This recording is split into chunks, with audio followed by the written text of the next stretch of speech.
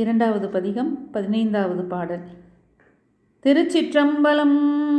செய்யமேனி வெளிய பொடி பூசுவர் சேருமடியார் மேல் பைய நின்று வினை பாற்றுவர் போற்றி செய்து என்றும் பணிவாரை மெய்ய நின்ற பெருமான் உரையும் இடம் என்பர் அருள்வேணி பொய்யிலாத மனத்தார் பிரியாது பொருந்தும் புகழூரே.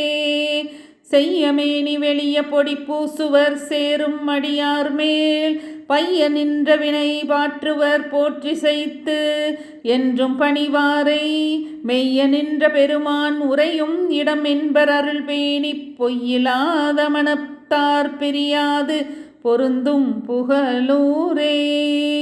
தனது சிவந்த திருமேனியில் வெண்மை தோன்றுமாறு திருநீற்றை பூசுவர் தன்னை வணங்கும் அடியாரிடம் மெல்ல மெல்ல சேர்ந்து நின்று தீவினையை சிதறி வெளியேறுமாறு செய்வர்.